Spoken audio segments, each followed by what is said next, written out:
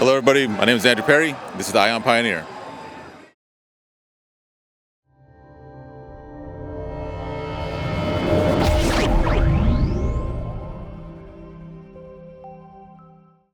It's April 25, 2025.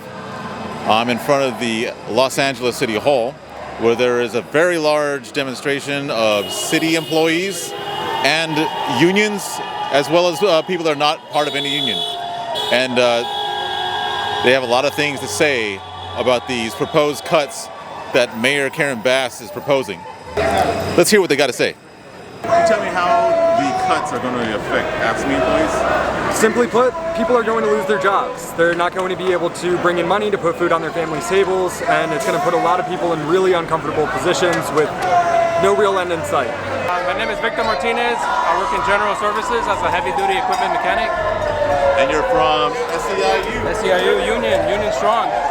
Hell yeah. All right. Can you tell me how the budget cuts are going to affect you or your coworkers? Well, the budget cut affects not only me, but everybody here. I mean, a lot of people got to pay bills, a lot of people got to survive and just buy groceries, and, you know, it's already hard as it is, and it's going to affect me in many ways. So my name is Megan Ortiz, and I'm the Executive Director of EDEPSCA. We run 5 out of the 7 day labor centers in the city of Los Angeles. How are the cuts going to affect the workers? Yeah, I mean, so these cuts really are devastating to the day labor and domestic worker community. Basically, Mayor Bass gave $0 to this program that started in LA that's protecting undocumented workers.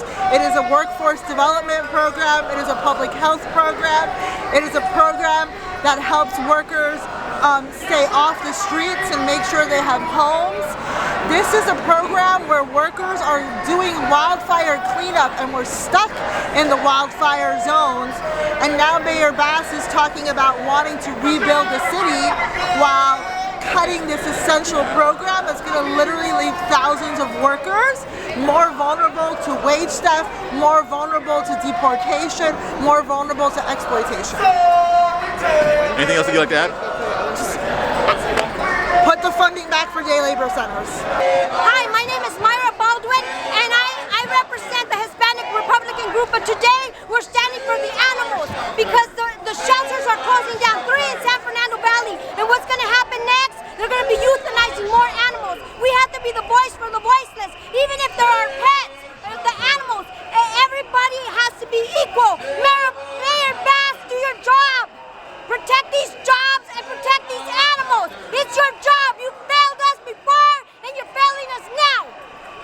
I'm here to support the Youth Development Department. I currently serve as the president of the Olivia Mitchell Youth Council, also known as the LA City Youth Council. And by cutting the funding to the Youth Development Department, that directly impacts how many opportunities youth have to thrive within our communities. So I'm here to fight for that, to fight for the 1.3 million plus Angelino youth across the city, to make sure they have money to fund the variety of programs that offer them financial support, mental health support, and physical resources. So how are the cuts going to affect IBEW members? EAA members or IBEW members, most of them are anyway. So any elimination of one job is going to affect the city. It's going to create poor services for constituent services, and it's going to create instability for all of the departments. So we want to make sure that EAA members, IBEW members keep their jobs, and we keep the city running. Perfect. Anything else you'd like to add? No, brother, check this out. There's a lot of solidarity coming here.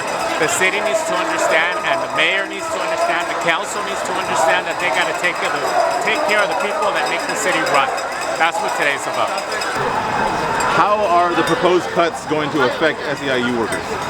So proposed cuts, there's a large number of cuts that are going to happen to the civilian portion of LAPD, where you represent some of the civilian, you work in the crime laboratory, and of that, we have about 20 to 25% of our staff in different areas that will be cut. This includes the criminalists, supervising criminalists, as well as some of our management analysts, clerks. What we do is we respond to crime scenes, we process evidence such as sexual assault kits, we do homicide We do analyze the drugs such as fentanyl. That's a health risk for us. We provide that support for our police officers, our district attorney's office, and the citizens of Los Angeles. By cutting out these positions that support, it's going to inhibit their ability to do their job and protect members of LA. How will the proposed cuts affect private sector, the private sector? Yeah, absolutely. So there's an Office of Wage Standards, and that really enforces a lot of our private sector ordinances. One of the most important to our members at UFCW is the Fair Work Week ordinance.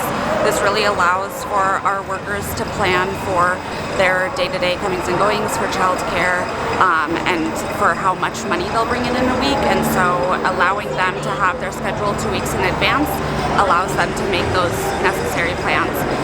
Without the Office of Wage Standards, we can't enforce this ordinance, and so big employers like Kroger and Albertsons Sons will take advantage of this and will change our member schedules the day before, day of, and cancel their hours.